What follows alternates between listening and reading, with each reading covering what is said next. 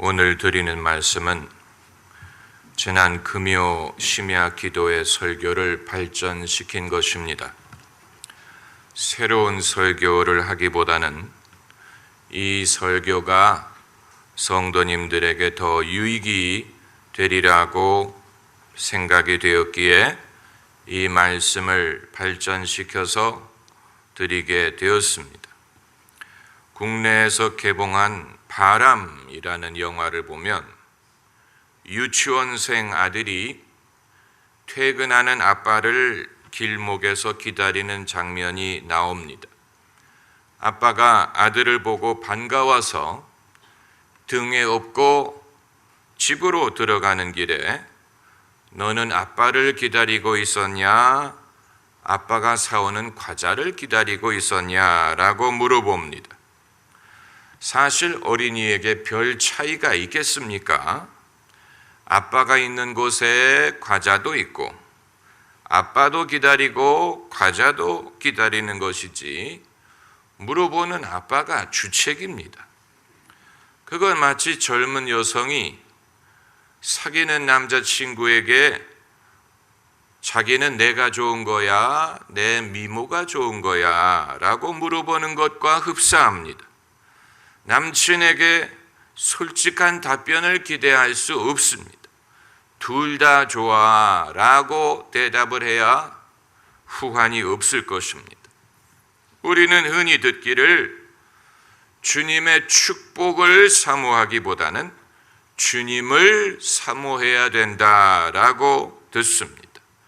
주님의 축복만을 사모하는 사람은 9명의 문둥병자와 같아서 자기 문제가 해결된 후에는 주님을 떠나갈 것이다. 그렇기 때문에 주님의 축복을 사모하기보다는 주님을 사모해야 되고 주님의 능력을 기다리기보다는 주님을 기다려야 된다라고 들었습니다.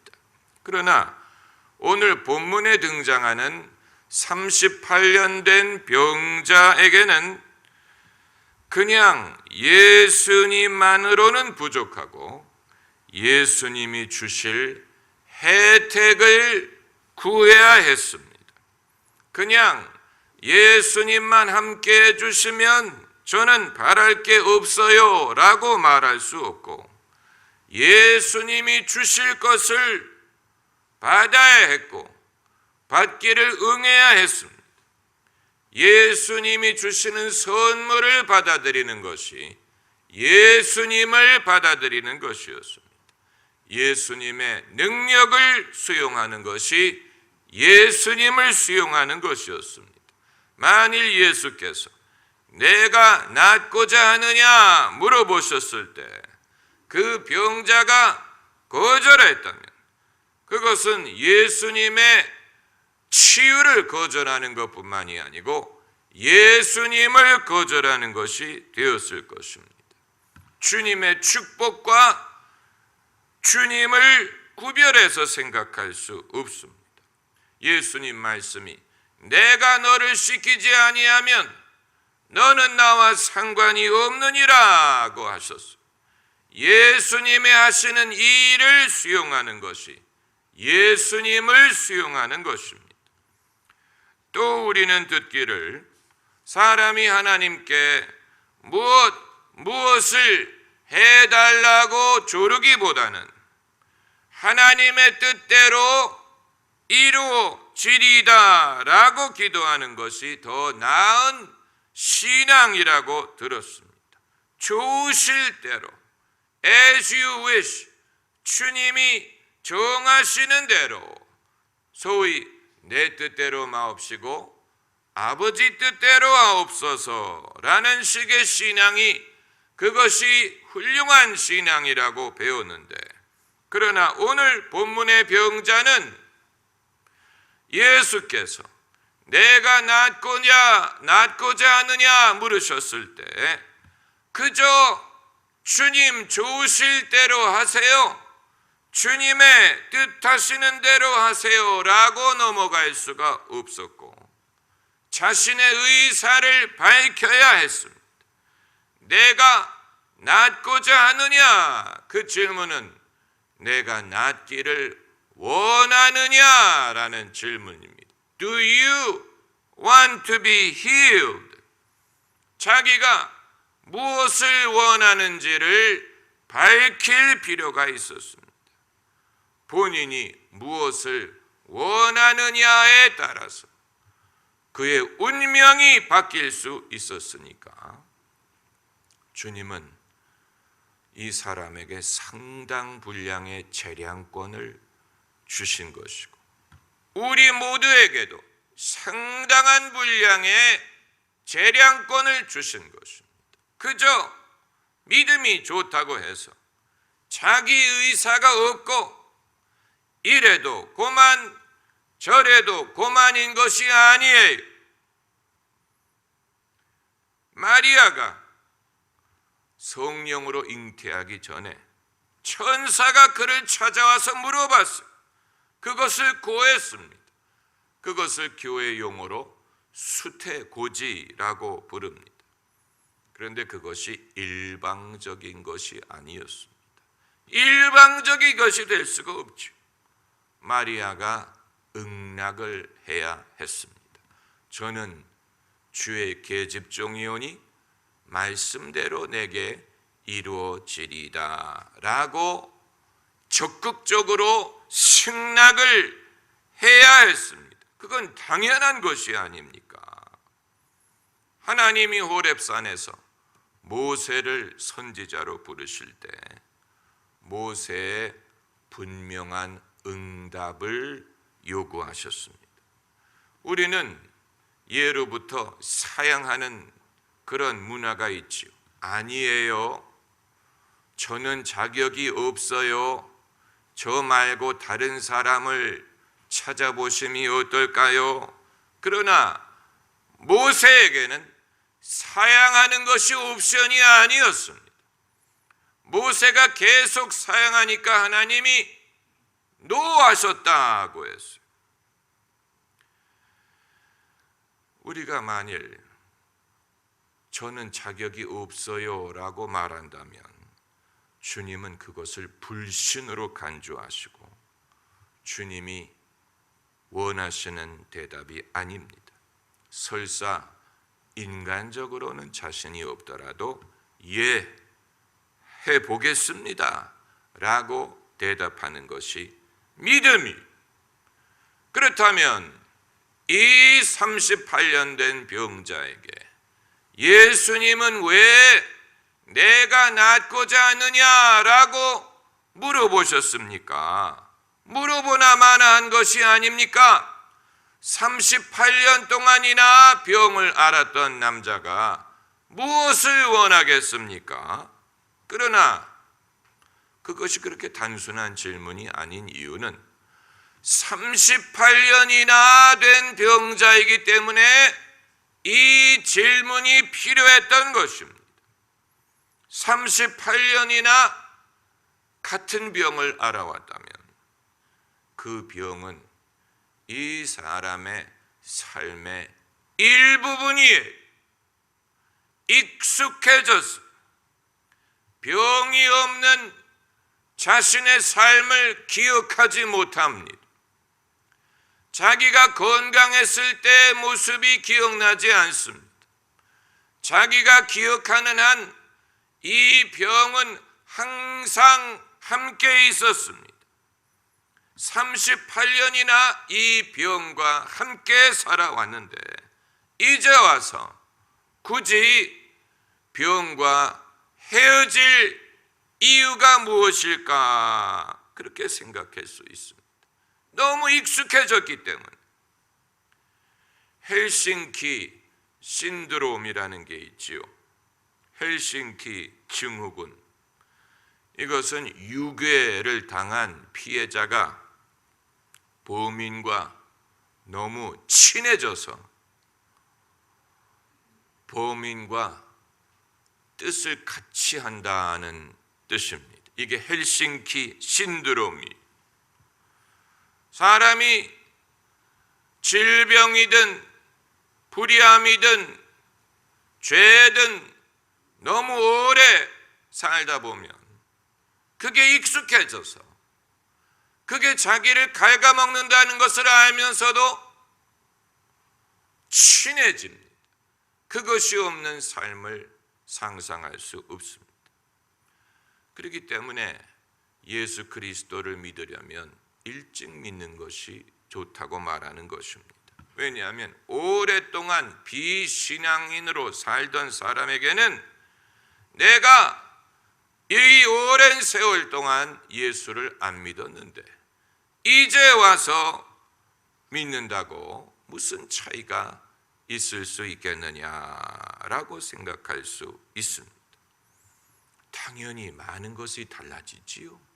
운명이 달라지고 영혼의 갈대가 달라지고 하나님의 많은 축복을 누릴 수가 있습니다. 이제라도 믿어야지. 이제 와서 믿는다고 무슨 소용이 있느냐라고 생각하면 안 됩니다. 이제라도 회개해야 돼. 이제라도 기독교인이 돼야 됩니다. 다만 치유는 변화를 요구합니다. 변화. 38년 된 병자가 나으려면 나은 후에는 변화해야 됩니다. 병들었을 때처럼 살 수 없습니다. 변화가 필요합니다. 집으로 돌아가야 되지요. 이 벳세다에 더 이상 머물 수 없습니다. 집으로 가야 되고 아들 역할을 해야 되고 남편 역할을 해야 됩니다. 아버지 역할을 해야 됩니다. 직업을 가져야 됩니다. 일해야 됩니다. 자기 책임을 감당해야 됩니다. 더 이상 남의 도움을 의지할 수 없습니다. 과거에는 병들었기 때문에 남의 도움을 당연하게 여겼지만 병이 나은 후에는 이제는 오히려 남을 도와주고 책임 있는 삶을 살아야 될 것입니다. 그렇기 때문에 병자로 있을 때가 더 편했을 수 있습니다. 그 병이 있다는 사실만을 제외하고는 다른 면으로는 더 편했을 수 있습니다. 그렇기 때문에 주님이 의사를 물어보신 것입니다. 너 나을래? 그렇게 생각하면 됩니다. 너 나을래? 너 정말 나을 의사가 있느냐? 치유의 의사가 필요합니다. 그게 그냥 단순한 게 아닙니다. 치유의 의사가 없는데 치유해 주실 것 같지 않습니다. 왜냐하면 나는 병들었을 때가 더 좋았는데 다시 병들게 해달라 하면 어떻게 할 겁니까? 그렇잖아요. 나는 손 하나 없을 때가 좋았는데 다시 잘라달라. 그렇게 되면 큰일 나는 것입니다. 여러분, 제가 이 말씀을 드리는 이유는 우리의 신앙에 변화가 없다면 그 이유는 뭔가 낫지 않는 문제가 있기 때문인 것입니다. 낫지 않는 병이 있기 때문에, 병적인 요소가 있기 때문에 우리의 신앙의 변화가 일어나지 않는 것입니다. 그럼 어떻게 해야 되느냐? 이 병적인 요소가 낫기를 소원해야 됩니다. 그 의사가 있기 전에는 만 가지 은사가 소용이 없습니다. 하나님의 전능하신 능력이 소용이 없어요. 우리가 낫고자 하지 않는다면 예수님이 내 앞에 서 계시더라도 별로 혜택이 없어요. 내가 낫고자 하는 의지가 있어야 돼. 그냥 주님만 함께 해주신다고 문제가 해결되는 게 아니고 내가 낫고자 하는 의사, 구원받고자 하는 믿음이 있어야 돼. 2000년 전 예수님이 이스라엘을 찾아오셨을 때 수많은 사람들이 예수님을 대면했어요. 예수님을 만났어요. 예수님을 눈으로 봤어요. 예수님의 음성을 귀로 들었어요. 함께 식사한 사람들도 있었어요. 그러나 만일 그들에게 낫고자 하는 의사가 없고 예수님의 은혜를 입고자 하는 마음이 없었다면 아무리 예수님과 함께 다닐지라도 별로 혜택을 입지 못했을 것입니다.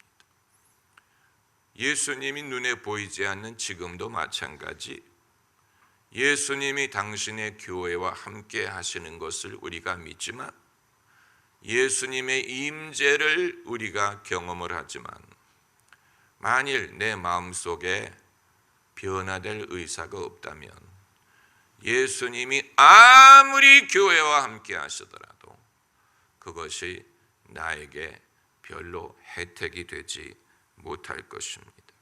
그러므로 우리는 우리 삶 속에 낫고자 하지 않는 무엇이 있는지를 찾아야 됩니다.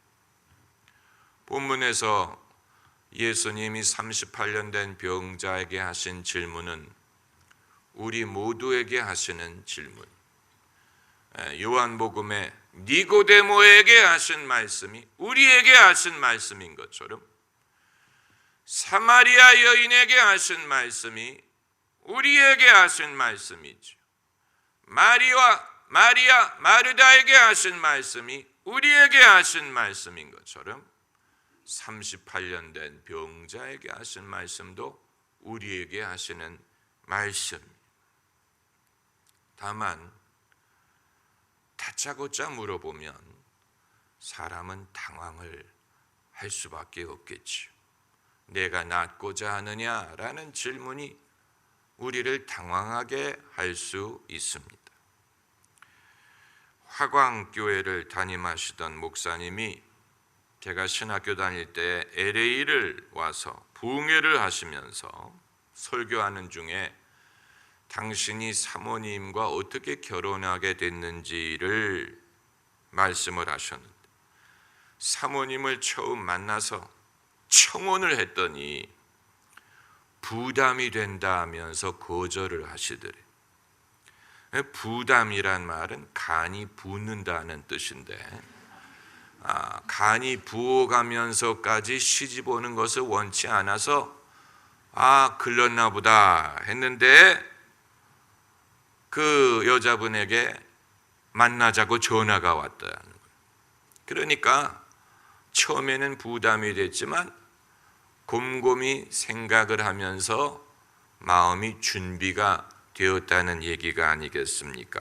마찬가지로 주님이 우리에게 내가 낫고자 하느냐라고 물어보실 때 부담이 될 수 있어요. 당연히 부담이 되지요. 38년이나 된 병이 낫게 된다면 상당한 변화를 요구하는 것인데 그 질문에 당장 답하기는 어려울 수 있습니다. 그렇기 때문에 때로는 시간이 필요합니다. 시간을 두고 생각을 하다 보면 마음이 준비될 수 있습니다.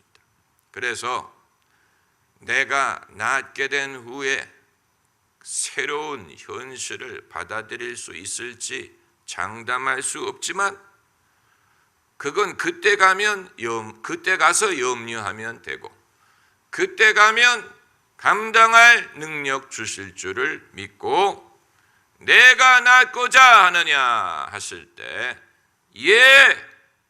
낫고자 하오니 저를 낫게 하옵소서, 저를 고쳐 주옵소서라고 대답을 해야 되는 것입니다.